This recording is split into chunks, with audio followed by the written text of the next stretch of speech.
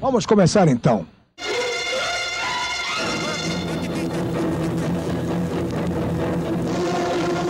O Homem do Sapato Branco. Jacinto Figueira Júnior começava as apresentações na TV, sempre com uma trilha de terror, e se dirigia aos espectadores para apresentar casos que com frequência eram escabrosos.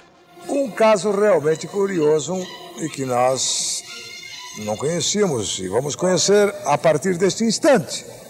Eram histórias como a de um homem que dizia que estava grávido, gravações de cirurgias, casos policiais, confusões na rua, ou brigas de vizinho que viravam barracos diante das câmeras. O importante, a curiosidade aqui do fato é que eu gostaria... Espera aí, espera um pouco, espera um bocadinho só. Jacinto é um dos precursores do sensacionalismo na TV brasileira, ou do que muita gente chama de Mundo Cão.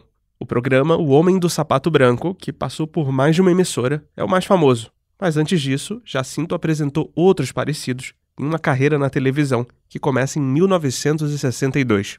É no trabalho dele que estão as raízes de muito do que a TV faz até hoje. Eu acho o seguinte, quando a gente bota filho no mundo, a gente tem que cuidar e de todas as maneiras. Você é o pai da criança. Mas ele é o pai. Jacinto via no Ratinho um dos principais imitadores dele. Mas a influência do Homem do Sapato Branco aparece também em programas com casos de família ou em apresentadores que tentam assumir o papel de xerife do consumidor. Sem falar, é claro, nos programas policiais. Essa pouca vergonha que nós vimos agora, esse tapa na cara da sociedade. Cadê a reportagem, ô Clóvis? Cadê a reportagem? Cadê a reportagem? Jacinto Figueira Júnior é o tema do livro O Homem do Sapato Branco, a vida do inventor do mundo cão na televisão brasileira, do jornalista, crítico de TV e colunista da Folha, Maurício Sticer. Eu sou Maurício Meirelles e hoje falo com Sticer no Ilustríssima Conversa. Nessa entrevista ele conta a trajetória do Homem do Sapato Branco, discute os problemas dos programas sensacionalistas na TV e analisa os dilemas da mistura entre jornalismo e entretenimento.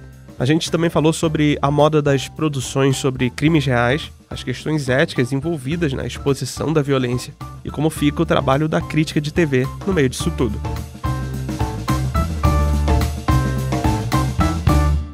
Maurício, você pode começar explicando por que você decidiu resgatar a história desse personagem, o Homem do Sapato Branco? Olha, tem uma questão que sempre me interessou em televisão, que é uma espécie de ondas de sensacionalismo que aconteceram na história da televisão brasileira. Diferentes momentos que tem um pico de excesso de apelação e aí um refluxo devido à pressão da sociedade, às vezes pressão do Estado, pressão da imprensa. Isso assim, é muito curioso e eu cheguei em um momento, eu tive a ambição que eu vi que eu não era capaz de cumprir, de fazer uma história do sensacionalismo na TV. Mas eu sempre achei muito fascinante esse assunto. Fazendo o livro do Silvio Santos, em 2018, novamente esse assunto reapareceu para mim. Eu já pensava um pouco nisso e reapareceu com força e toda hora aparecia o nome do Jacinto. Então eu acabei baixando um pouquinho a bola do meu projeto. Quem sabe um dia eu retome. Mas falei, vamos fixar nesse cara, porque esse cara é o primeiro. Todo mundo cita esse cara, todo mundo cita o Jacinto como uma figura primordial para entender sensacionalismo na TV. E aí você vai na internet pesquisar. Hoje, assim, se você tiver um dever de casa, conta a história do Jacinto. Se fizer uma pesquisa no Google, você vai conseguir no máximo escrever 2 laudas. E mesmo assim, muito duvidosas, porque é só lenda, mitos, tem muito pouca coisa. Eu falei, esse cara realmente é um personagem, por um lado, provoca uma certa repulsa, mas por outro, assim, é um personagem significativo na história da televisão. Então foi daí assim começou e eu falei, vou pesquisar, vou tentar entender realmente quem foi esse cara, por que esse cara é sempre citado como um primeiro cara, sempre citado como uma referência quando se fala de sensacionalismo, apelação e mundo cão na televisão. Você pode contar um pouco como eram os programas dele, para quem está ouvindo a gente, em que contexto o Jacinto surge na TV? Por exemplo, em que ele se diferencia de outros programas daquele momento? O Jacinto começa a atuar na TV em 1962 e é importante observar onde ele começou, porque ele foi trabalhar vendendo anúncios na TV Cultura, que na década de 60 pertencia aos Diários Associados do Chateaubriand. Era só em 1969 que ela reestreia como uma emissora do governo do estado de São Paulo. Então ela era o canal auxiliar da Tupi do Chateau, era um canal assim secundário que o Chateau tinha interesse em ter porque ocupava o canal, era a faixa do canal 2, que era o primeiro canal quando você entrava na televisão, e a TV Tupi, que era o 3 e virou 4. Então ele tinha os dois primeiros canais, o 2 e o 4. Então ela tinha uma utilidade assim estratégica para ele, mas não era um lugar de investimento. O investimento era na TV Tupi. O Jacinto chega lá para vender anúncios, é um cara ainda tinha tentado uma carreira como cantor na vida, meio perdido, ainda não sabia o que fazer da vida, foi vender terrenos em Brasília, não deu certo, aí vai parar na TV Cultura. E ele, perto do diretor comercial do canal, ele começa a dar ideias para o cara. E o cara fala, esse cara aqui talvez seja mais que um vendedor de anúncios. E aí ele produz, assim, antes de ter um primeiro programa, tem uma onda naquela época de interesse por assuntos médicos. E ele produz a transmissão de uma cirurgia de transplante de córnea. Em 1962, a TV exibe uma cirurgia de transplante de córnea. É um negócio assim, inacreditável. E ele dizia que deu 82% de audiência. Eu tenho o Ibope em casa. Enfim, mas deu muita audiência. Deu tanta audiência que a TV Cultura reprisou essa cirurgia e mostrou que tinha ali um interesse por esses assuntos muito... ainda não é policial, assim, digamos, a vida como ela é, exacerbadamente, né? E aí logo ele começa a fazer um programa chamado Câmeras Indiscretas, que é justamente essa ideia de você mostrar, ele é produtor, ele ainda atua como produtor, mostrar situações que não chegavam ainda, não eram exibidas na TV. Também ainda não é uma coisa do policial, mas é a coisa do exagero. Então, assim, eu consegui depoimentos que eles encenavam cenas na rua para dizer que eram cenas reais que aconteciam. Uma batida de carro. Parece uma coisa singela isso hoje em dia, mas não tinha isso na televisão, né? Então ele levava uma câmera pesadona para a rua, o produtor, um cara assistente, ensaiava 2 carros sendo uma vaga e tinha um carro batia no outro e filmava e ele mostrava na televisão, olha aqui um flagrante, batida de carro na rua que a gente flagrou aqui no centro de São Paulo e coisas do gênero. Esse é o Câmeras Indiscretas, que é a primeira experiência dele, que eu acho que traz uma novidade, que é justamente essa, você ir para a rua em busca da realidade, assim, você sair do estúdio. Ainda não tinha câmera de mão, a câmera pesava 50 quilos, né? Assim, tinha uma dificuldade de se fazer isso, né? Tinha um germe ali de originalidade no que ele queria fazer, no que ele queria mostrar. Daí a coisa vai evoluir, aí ele faz um segundo programa nesses moldes chamado Um Fato em Foco, também 63, 64, também com essa mesma pegada de trazer realidade, e aí ele começa já a trazer assuntos considerados bizarros, tipo diferentes religiões, curiosidades sobre... Ele investe muito em espiritismo, traz médiums para o programa que demonstram os seus poderes, suas realizações, causa discussões, causa polêmicas com isso, investe muito em coisas, assuntos médicos também, polícia, viciados, ele começa a levar isso para a televisão. Então, um pouco essa origem do negócio, que é uma percepção dele, eu acho, de que precisava levar a realidade para a televisão. Curioso você lembrar disso, que ele dizia que queria levar a verdade para a TV, mas você já lembrou também que várias coisas eram encenadas. Tem um momento do livro que um personagem diz, as histórias são reais, os personagens é que, exatamente. É que não são. Qual que é o lugar desse tipo de encenação, desse tipo de programa? Porque é algo que a gente passa a ver na TV nas décadas seguintes também e vê até hoje, né? Exatamente. Isso para mim é fundamental e eu fiquei muito feliz de conseguir vários depoimentos que atestam isso, né? Eu achei críticas sobre o trabalho dele nos anos 60, que o crítico espertamente percebe que aquilo, mas ele não consegue provar, percebe que é encenado. Então ele fala, tem um crítico que fala de drama fabricado. As pessoas notam que aquilo ali era bom demais para ser verdade, né? Mas nos anos 80, então, conversei com gente que trabalhou com ele nos anos 80 e conta que realmente ele recebia uma sugestão de uma história. Uma história escabrosa, segundo ele, verdadeira, mas a personagem não queria aparecer. Então ele contratava atores e encenava aquilo no estúdio. Né? Isso, assim, tem vários e vários casos que aconteciam. E uma outra coisa que é engraçada é que é a história das brigas também no estúdio. Que isso é uma tradição, não só na TV brasileira, levar gente para o estúdio, contar casos e botar as pessoas para discutirem e eventualmente elas querem se matar. O Jacinto fazia isso muito, tinha toda uma técnica, isso eu não vou contar a técnica, que eu acho que vale a pena ler, que é muito engraçado no livro, mas tinha uma técnica para fazer as pessoas brigarem no estúdio, era uma coisa realmente planejada e comprovadamente vista, testemunhada por muita gente, como se fazia isso. Então, realmente, tinha muita encenação. O que ele sempre usou como argumento de defesa é que aquilo representava uma versão da verdade. Mas é difícil acreditar algumas coisas, né? Tem uma história de briga no estúdio, que é uma turma que mora num cortiço, e o senhorio diz que era proibido ter relações sexuais no cortiço. Lá são tudo família? Claro, tudo família. Cláusula 20. Vamos ler então. O locatário se obriga a manter ordem dentro do pátio, respeitar com dignidade os vizinhos, tá certo. Tá certo. Não ingerir bebidas alcoólicas e não ter... Peraí, não ter o quê? Conjunção carnal. Eu não estou entendendo bem. Não ter sexo, não pode ter sexo. Não pode, com o vizinho... E aí é óbvio, isso vira uma confusão, uma briga. Difícil acreditar que alguém tivesse feito isso, né? Maurício, uma das críticas que se faz a programas com histórias de crimes, que é uma coisa que o Jacinto passa a fazer em algum momento, é a excessiva proximidade entre a produção desses programas e a polícia. Como é que era a relação do programa do Jacinto com as forças de segurança e que tipo de dilema ético isso cria para a TV até hoje? Essa é uma das questões essenciais que mostram a importância e o perigo desse tipo de programa, né? O Jacinto, desde o início, logo nos primeiros tempos, ele tem entre os seus assistentes um ex-investigador de polícia, chamava Donato Guedes, já morreu há 2 anos atrás, que depois, na década de 80, ele vira diretor do programa.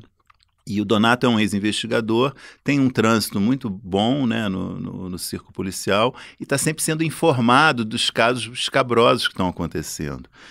E o Jacinto ele lava as mãos até em algumas entrevistas, dizendo que não era ele, porque tem situações assim, também testemunhadas. O sujeito é preso por um crime qualquer, antes de ir para a delegacia, ele é levado para o estúdio do Jacinto, algemado, para dar uma entrevista. E em alguns casos... Tem um depoimento que, assim, os pais do cara estavam lá já também quando o cara chega. Então, eu acho, assim, é muito problemática essa proximidade com a polícia, né? O Jacinto não foi o primeiro a fazer isso, nesse caso específico, mas ele embarca totalmente nessa questão da exaltação da polícia, né? Da exaltação do trabalho da polícia, sem levar em consideração várias questões problemáticas envolvidas, inclusive esse desrespeito a direitos básicos do cara que está sendo preso, do acusado, né? Expô-lo, né, de um jeito que é, de certa forma, degradante. E é interessante, assim, que quando o Jacinto mostra coisas bem reais, digamos assim, bem chocantes, que causam espanto ao público, tipo, sei lá, faz uma reportagem sobre viciados em drogas, mostra uma situação de descontrole, de falta de controle da polícia e facilidade de acontecer um determinado crime, um problema social. Imediatamente, no programa seguinte, ele traz a polícia, algum representante da polícia, meio para apresentar uma versão edulcorada do problema que ele mostrou. Também tem um morde-a-sopra aí, quer dizer, em alguns momentos ele realmente vai fundo no negócio, mas aí diante da reação negativa, né, ele sempre traz a versão ao policial que chega lá botando banca e corrigindo. Esse fenômeno, quer dizer, isso que o Jacinto faz nos anos 60, prossegue, se torna uma marca de programa policial, né? E até hoje, 2023, você assiste programas policiais que estão sempre assim, privilegiando uma exaltação da ação da polícia, mesmo quando a polícia age de forma violenta, ou age de forma questionável, com pouco questionamento à ação da polícia, né? Então é uma tradição mesmo, né, na televisão. Eu já sinto é um dos pais disso aí. Outra tradição que parece continuar depois dele é colocar pessoas humildes na televisão em situações meio vexatórias, humilhantes. Você descreve uma cena em que o Jacinto chega a dar um tapa na cara de uma mulher ao vivo. Por que isso é tão longevo na TV? Pergunta difícil, realmente, porque porque é muito chocante mesmo, né? Tem casos no Jacinto de investigação não concluídas de pessoas que acusaram a produção do programa de sequestrarem elas para darem depoimento. Gente que estava em casa e diz que bateu na porta alguém que era um policial que queria levar a pessoa para o programa. Isso acho que hoje em dia não tem mais. Esperamos. Nesse nível, mas é isso, né? É uma televisão feita por gente numa situação de poder, né? E que até hoje eu acho que acontece isso, né? De muito desrespeito mesmo a pessoas humildes, pessoas que não entendem exatamente o impacto que é aparecer num programa de televisão. Saímos correndo. Quantas vezes você já roubou? A primeira vez. Não mente. Não, a primeira não vez. Mente. A primeira vez. Não mente é pra a mim. primeira vez. Primeira vez? Primeira vez. Você nunca roubou? Nunca roubei, a primeira vez. Nunca roubou, Walter? Primeira vez. Não, nós estamos investigando ainda. Segundo ela, é a primeira vez. A primeira Mas por que vez. você roubou? Tão bonita. Acho que está melhorando um pouquinho, assim. Eu tenho visto muitos casos de ação judicial contra exposição questionável em programas policiais. Agora, hoje em dia, você vê muito mais isso. A justiça reconhecendo que a pessoa foi vítima de humilhação, de constrangimento, de acusação falsa. Isso eu acho que deu uma melhorada, mas de fato, como você observou, isso continua acontecendo e é uma espécie de motor desses programas, né? Assim, é um combustível que faz a audiência subir. Eu acho terrível isso, é realmente muito terrível. E é uma das razões, eu acho, pelas quais eu fiz o livro, querer lembrar sabe, que isso aí deita raízes profundas na televisão, tem uma vida própria, assim, não consegue, isso aí continua acontecendo. Bem, no caso do Jacinto, como você já lembrou, a programação era gravada. Hoje em dia, muitos desses programas usam a transmissão ao vivo. Que tipo de questões essa escolha traz para esses programas? Que tipo de problemas isso já gerou? Tem casos muito chocantes, muitos casos estão judicializados, não tem ainda a conclusão. Eu vou evitar citar nomes, mas, por exemplo, tem casos assim, de você mostrar perseguição policial ao vivo na televisão, que termina com a polícia atirando num motoqueiro que está no chão e o apresentador incentivando. Tem um caso que é relativamente recente, também está na justiça, é um apresentador que fala assim, é um caso numa cidade no entorno de São Paulo, uma cidade pequena, falando assim, olha, você já tem um suspeito, a gente não vai mostrar, não vai borrar a foto do sujeito para vocês não verem a cara, mas a população aí já sabe quem é, mas, gente, não façam nada, tá? O apresentador fala isso, gente, não façam nada, deixa a polícia agir. O cara foi assassinado no mesmo dia ou no dia seguinte que isso foi ao ar. Foi assassinado por uma horda de moradores.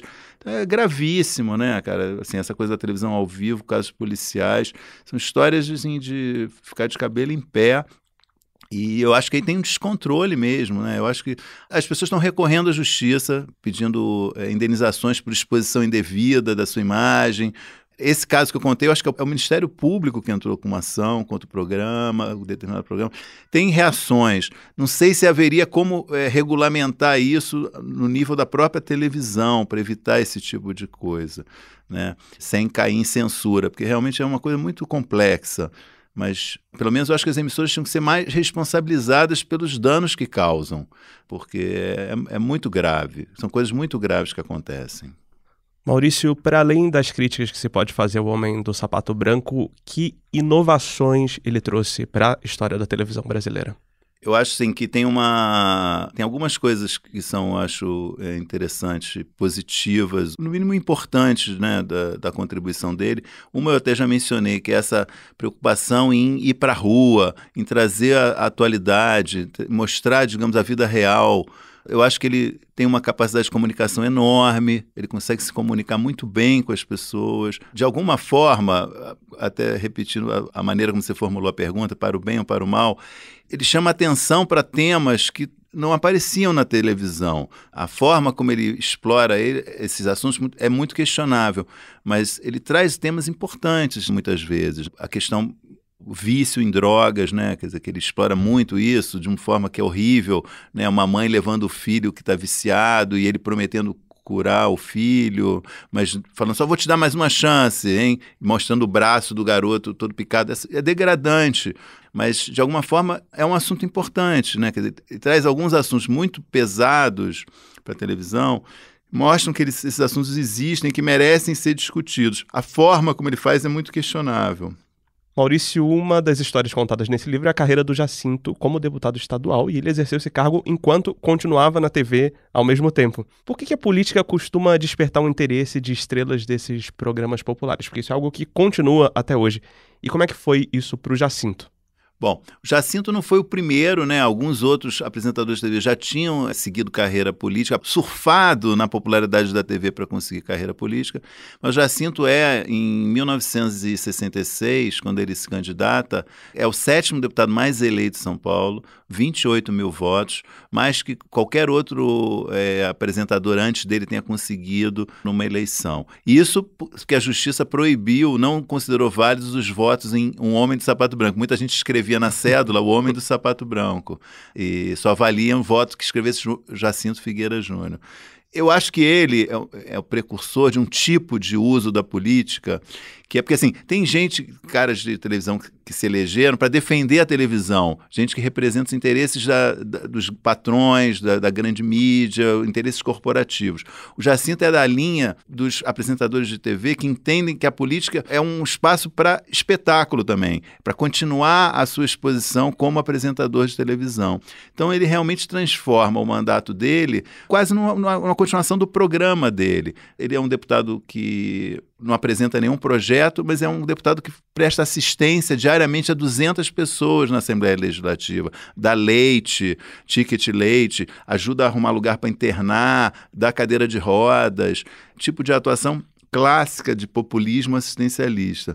E vários depois dele fizeram a mesma coisa, né? Entendendo que a política era uma espécie de continuação ali de extensão da sua popularidade. Ele não aproveitou da política para se dar bem, digamos, né? Não tem caso documentado de corrupção, de mau uso.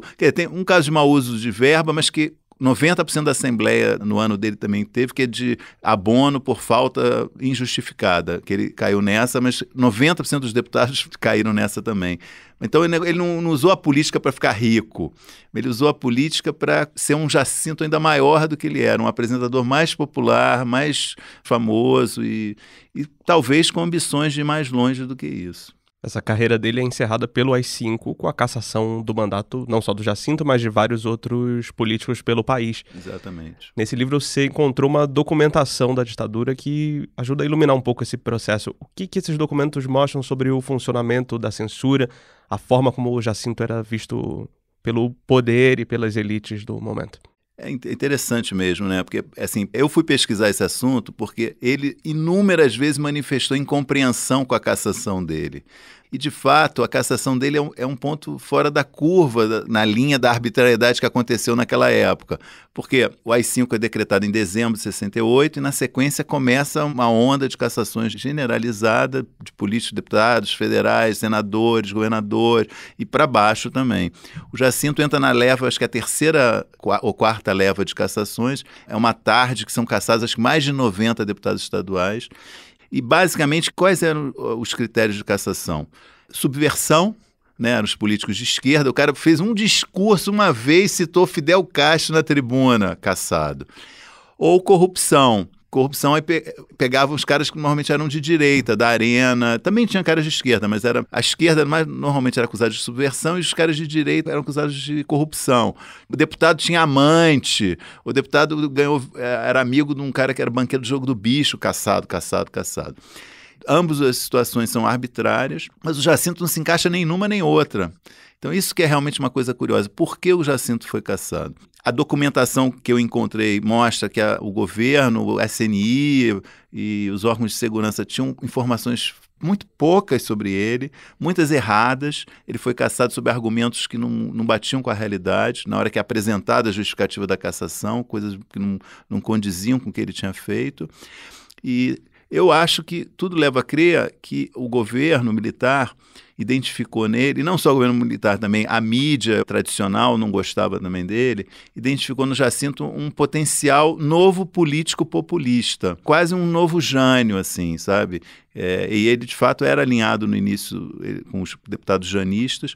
Fala, esse cara aqui é um perigo, vamos cortar as asas dele ainda agora que ele é deputado estadual. Você começou essa conversa comentando sobre como tem pouca informação sobre o Jacinto na internet. Passou por canais importantes como a TV Cultura, o SBT, a própria TV Globo, com alguns nomes ali que ficaram muito importantes na história da emissora depois. Você acha que essa repulsa ao Jacinto prejudicou a difusão dessa memória? As pessoas que trabalharam com ele têm um pouco de vergonha de reviver esse passado? Certamente. Fazendo justiça, existe um verbete no Memória Globo para o Jacinto, né? Mas é um verbete pequeno e ele não faz parte, não aparece em nenhuma lembrança além dessa, assim, ele não é citado por ninguém, não é, né, mencionado. A TV Cultura, que não existe mais a TV Cultura que ele fez parte, né? Mas ele é citado também muito de passagem quando você lembra dessa primeira fase da TV Cultura. Eu acho que existe claramente a palavra repulsa que você usou, eu acho correta, acho ou vergonha. E ele passou pela Band também, né, que não costuma falar disso. Eu acho que a passagem dele pela Globo é muito ilustrativa dessa questão, sabe? Porque claramente eu consigo demonstrar, pelas declarações até atuais de figuras da Globo de hoje, que o Jacinto foi contratado pela audiência que ele ia trazer para a Globo naquele período, 68, 69. A Globo era a 4ª emissora em São Paulo, ninguém via a Globo, então ele é contratado para atrair a audiência, mas ao mesmo tempo eu achei um anúncio da Globo, publicado na Folha, no dia da estreia dele, que o exalta como jornalista, sabe? É um anúncio tipo, quase como se ele fosse profissão repórter, sabe? Tem um negócio assim, não esqueci as palavras, mas é uma coisa assim, exaltando a figura do Jacinto. Então eu acho isso interessante, assim. Ele foi usado pela emissora de certa forma para trazer audiência. A publicidade não diz exatamente o que a emissora pensava sobre ele, edulcora o que a emissora pensava sobre ele. E hoje em dia ninguém fala do Jacinto, né? Quase não se fala do Jacinto. Bem, como você está falando, tinha uma rejeição do mercado publicitário a esse tipo de programa. A minha dúvida é se essa rejeição continua hoje, como é que esses programas continuam existindo diante desse cenário?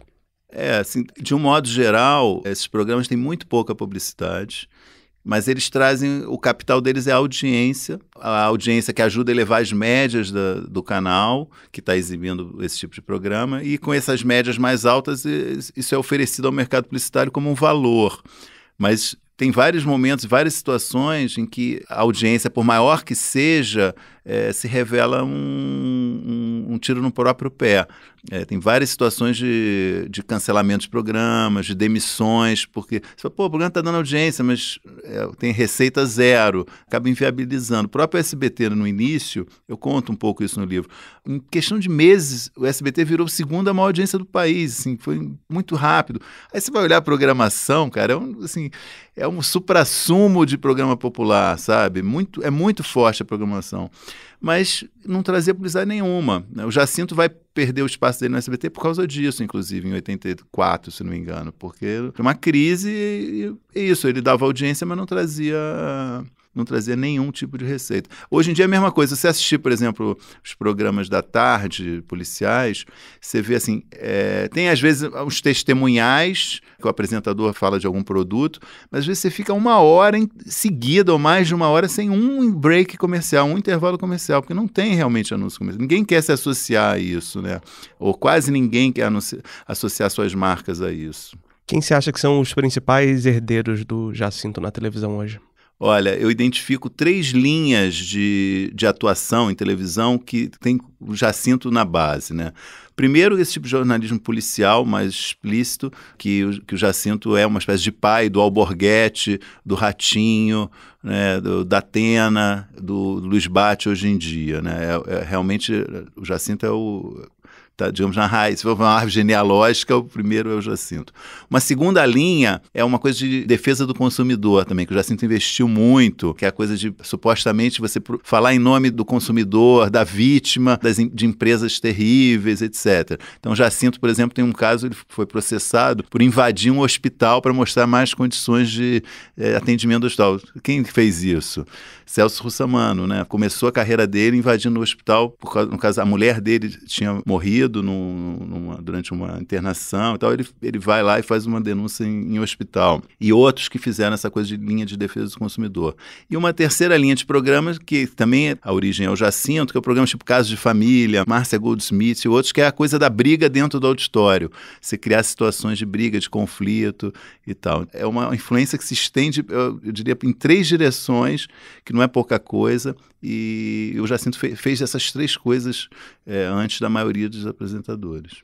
Essa tradição continua se desenrolando com as novas mídias, não só na TV? Sim, né? Esse caso, por exemplo, de policiais ou ex-policiais que viraram youtubers, né? Tem vários casos de... Tem uma série muito boa no Globoplay sobre o Gabriel Monteiro, no Rio, né? Acho que era um ex-policial, depois foi vereador. Ele entrava, invadia o hospital com um celular para mostrar médico dormindo, e o médico estava no plantão dele dormindo, era a hora do médico estar dormindo mesmo. Ele denunciando coisas assim, bem populistas, bem... Tem toda uma linha de programa em YouTube disso, de ex-policial, né? Exaltando seu próprio trabalho. Enfim, é um ramo hoje em dia, né? Além dos problemas e desvios éticos desse tipo de programa, você lembra de um preconceito das elites culturais com esse tipo de programação. Como é que esse preconceito costuma se manifestar?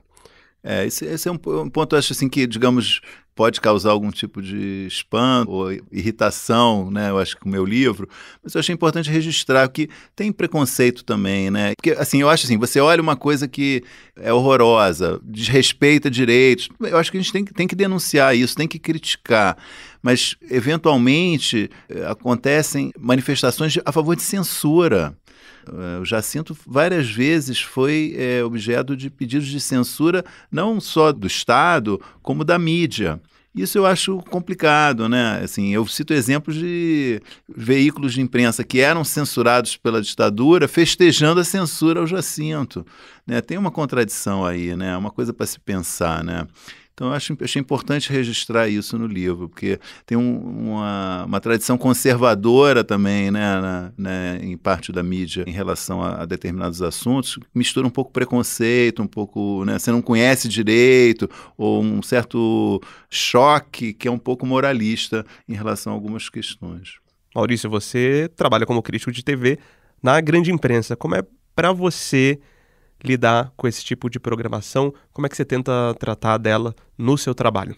Muito legal você perguntar isso, Maurício. Assim, no livro eu rendo homenagem a dois críticos que eu acho que tiveram a preocupação de tentar entender o Jacinto. Isso não significa aprovar o Jacinto, mas tiveram uma perspectiva de olhar e tentar ver o que é isso, né? Um que é um crítico bissexto, de TV bissexto, foi o Décio Pinhatari, que teve uma coluna no Jornal da Tarde por um breve período, né, nos anos 80. Tem um livro dele com as colunas dele que chama Senhagem de Televisão, que é uma relíquia que você acha em sebo, assim, que é uma coisa totalmente fora da curva, assim, do trabalho dele. Ele tinha interesse em linguística, né? Ele foi professor até disso, mas ele assistia a televisão e tinha uma coluna no Jornal da Tarde. E quem fez isso mais longamente, de forma muito profissional, e que eu acho importante destacar e que eu falo bastante no livro, foi o Gabriel Prioli, né, que é um crítico de televisão de uma geração anterior à minha. Trabalhou na Folha por alguns anos, trabalhou na Veja também, e ele talvez tenha sido o crítico que mais teve curiosidade em tentar entender o Jacinto. É um cara de esquerda também, sabe? Tem uma visão bem crítica da programação de televisão, e achava aquilo espantoso, mas não fechava os olhos para aquilo. Então ele olha justamente falando, bom, isso é a realidade da televisão brasileira, né? A gente não pode fechar os olhos para isso ou ignorar, e tenta entender aquilo. Então ele dá bastante espaço. Tem um período que ele tem uma coluna de destaques da TV aqui na Folha. Frequentemente ele está chamando a atenção, assista hoje o Jacinto. Está recomendando que se assista, sabe? Assim como ele recomendou outros, recomendou Chacrinha, recomendou desse povo na TV, um olhar que eu acho importante. Eu penso parecido, né? Eu sempre dei muita atenção no meu trabalho como crítico à TV aberta, porque a TV aberta ela é incontornável na vida do brasileiro. Ainda hoje, apesar da audiência média ter diminuído bastante, ainda é uma fonte primordial de informação e de entretenimento para a população. Então, se ignorar é uma cegueira. Acho que você tem que tentar entender, você tem que olhar, tentar entender por que as pessoas gostam, por que as pessoas desgostam, e essa é a minha postura, e no fundo eu ter feito esse livro sinaliza exatamente isso, quer dizer, eu falei, vou tentar entender o que é isso, né? Não vamos enfiar embaixo do tapete, o que é isso, o que é o Jacinto, o que foi esse fenômeno, né? Importante isso. Como é que a moda do true crime se aproxima ou se afasta do que esses programas sensacionalistas fazem, Maurício? Totalmente se aproximam, né? Justamente, o true crime, muitas vezes, é uma tentativa de você dar uma embalagem mais suave, soft, para falar de coisas escabrosas, né? Esse resgate atual do Linha Direta mostra isso claramente. Quer dizer, a Globo podia fazer documentários seríssimos sobre esses assuntos e optou por um programa que, na origem, é um programa ultra popular, com reconstituições de crime meio grotescas, para falar de crime, né? Acho uma coisa assim, bem bandeirosa essa opção, porque lá no Globoplay eles estão fazendo uns programas de true crime super sérios, bacanas, e aí na TV aberta, não. TV aberta é essa coisa grotesca do Linha Direta. Por quê? Porque é uma coisa que tem mais apelo, possivelmente vai ajudar a levantar a audiência da emissora, mas queria fazer uma distinção, quer dizer, eu acho que tem true crime bom, muito bem feito, curioso, que não quer só chocar, quer contar realmente uma história de mistério que você não conhece bem. Agora, tem realmente muito que vai para apelação, vai para, né, o choque, enfim. Os produtores estão começando a bater cabeça. Eu vi que você escreveu outro dia uma coluna falando que tem 2 séries, nesse momento, exibidas em 2 plataformas de streaming diferentes, sobre o mesmo crime. O que está acontecendo? Eu achei isso bem bandeiroso, né? Que é o caso da Candy Montgomery, né? Que teve uma série sobre ela no Hulu, que aqui no Brasil acho que você vê no Star+, e uma série sobre ela na HBO. Elas foram feitas nos 6 meses, provavelmente elas entraram em produção ao mesmo tempo, e os 2 canais ou não sabiam, ou falaram, dane-se, e os 2 fizeram, e são idênticas realmente. Eu acho que é um sintoma realmente disso, quer dizer, quando uma coisa está na moda, as pessoas começam a cavucar, tentar achar histórias e crimes interessantes para contar. Esse exemplo sinaliza, para mim, eu acho meio um cansaço já, né, desse gênero. Quer dizer, eu acho que vai continuar tendo true crime até o fim dos tempos, mas eu acho que é um sinal de que a moda tende a ter um refluxo. Você citou aí o Linha Direta na TV aberta. No mundo em que os hábitos de consumo de TV e de conteúdo em geral estão mudando radicalmente, esse tipo de programa continua um porto seguro de audiência, então? Eu acho que sim, eu acho que justamente a decisão de voltar com esse programa tem todo um discurso de a gente modernizou, é uma homenagem a um grande sucesso da televisão, a gente está tratando isso de forma séria, fazendo uma crítica à ação da polícia, mostrando os erros, mas o formato é claramente um formato de apelo popular, né?